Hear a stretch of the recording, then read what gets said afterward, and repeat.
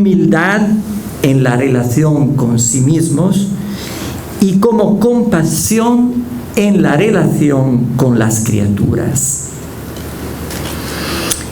La transformación antropológica producida por la experiencia de Dios se manifiesta en la relación con el otro a través de la compasión, concepto que en el lenguaje de Teresa a menudo se expresa en términos de lástima. Teresa no utiliza mucho la palabra compasión, algunas veces sí, pero muchísimo la palabra lástima. Haber lástima, tener lástima, me hace lástima.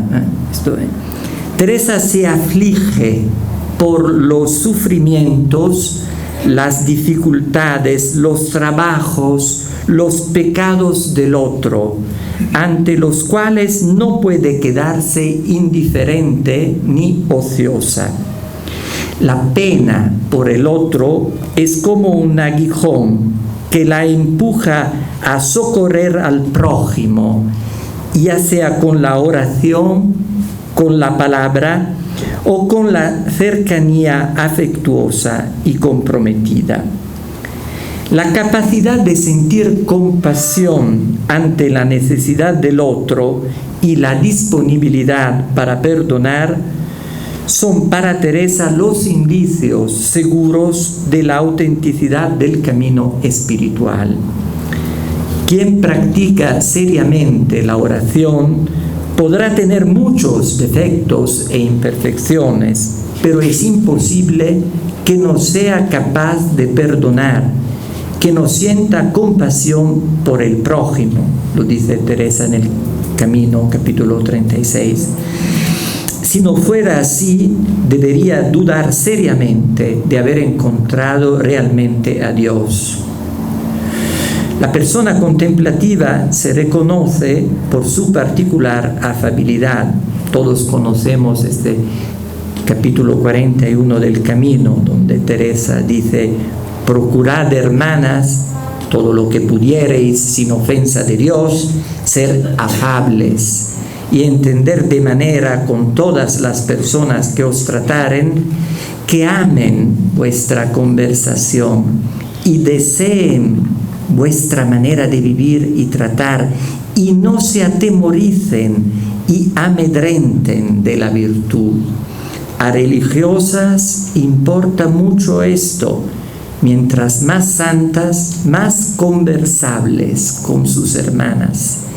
Y que, aunque sintáis mucha pena, si no van sus pláticas todas como vos las querríais hablar, nunca os extrañéis de ellas. Procurad entender de Dios en verdad que no mira a tantas menudencias como vosotras pensáis, y no dejéis que se os encoja el ánima y el ánimo, que se podrán perder muchos bienes. Mucha experiencia, mucha sabiduría, mucho realismo en estas palabras de Teresa. La virtud tiene para Teresa un rostro humano afable y un corazón de carne vulnerable. Teresa confiesa ser sensible no solamente ante los sufrimientos de los otros, sino también ante las pequeñas manifestaciones de afecto. Todos recordamos, ¿no?, esta expresión de la carta que dice: con una sardina que me den, me sobornarán, ¿no? El hecho de estar desapegada del mundo y profundamente unida al Señor Jesús no disminuye de ningún modo la sensibilidad ante los demás.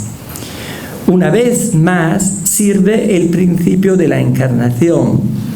Si el Dios en el que creemos se ha hecho carne, estar unidos a Él significa compartir los sentimientos, el afecto, ser capaces de conmoverse de corazón ante los dolores y las alegrías de los hermanos y hermanas. como dice la carta a los hebreos. En efecto, no tenemos un sumo sacerdote, ni monjas, ni frailes, esperamos, que no sepa de nuestras enfermedades, habiendo sido probado en todo, como nosotros, excepto en el pecado, Él.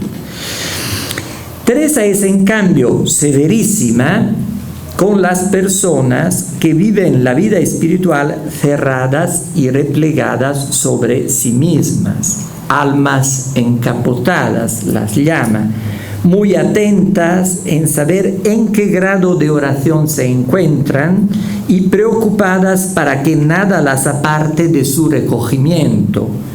Cuando las veo, dice Teresa, me convenzo que todavía no saben cómo se llega a la unión. Y no menos ironía usa Teresa de cara a los o las que pretenden vivir una vida espiritual bajo control, bien regulada, dice Teresa, concertada, en la cual todo tiene que hacerse según los propios criterios. Son personas virtuosas y delicadas en el trato, pero incapaces de aceptar una humillación y dispuestas a escandalizarse de los defectos de los demás. Son prisioneras de sí mismas, de una forma de narcisismo espiritual, del que no se liberarán hasta que el espejo en que se miran no se rompa en 1000 pedazos, afortunadamente. La contemplación nos hace vulnerables, indefensos ante el rostro del otro. Esto es el problema de la contemplación. Quizás el más grande problema de la contemplación. La fuerza que nos aporta no es una coraza que nos protege, es la energía de un amor que, como la Virgen María, nos pone rápidamente en camino hacia el otro. No es la fuerza de una voluntad estoica o de un rigor férreo. Teresa ha tenido que combatir contra esta imagen de perfección entendida como imperturbabilidad. Es la agudeza de la sensibilidad, la generosidad del servicio, la alegría vital de la comunión. Nosotros, por lo menos en Europa, vivimos en una época de pasiones frías y serenas, de razón calculadora, que nos hace al mismo tiempo eficientes y tristes, concentrados en nuestros negocios o en nuestros juegos y despreocupados de nuestra humanidad y de la que nos rodea, seguros de nuestras certezas científicas y tecnológicas y miedosos de la vida con sus imprevistos y sus dinamismos afectivos. Eso lo veo en mí, pero aún más en los más jóvenes, en las nuevas generaciones. Papa Francisco ha dicho, donde hay religiosos hay siempre alegría, pero no es la alegría que proviene de un bienestar superficial, es el gozo de quien vive a un nivel más profundo, saboreando la belleza de ser hombres, de tener un alma, un corazón habitado por Dios y por eso humilde, capaz de alabanza a Dios, diría Simone Weil, y de compasión. Para concluir, me parece evidente que la mística de Teresa sea una mística profética, quizás cada mística verdadera es profética, que juzga nuestra historia y denuncia las desviaciones, ilumina sus lados oscuros y desvela los errores. Pero no lo hace con el rigor del juez que condena, sino con el amor apasionado de la hermana que siente pena por las angustias, las turbulencias y la desorientación de sus hermanos y está dispuesta a intervenir para ayudarlos. Por eso se trata de un profetismo que, aún manteniendo su firmeza, no pierde el encanto de la ternura y el calor de la humanidad.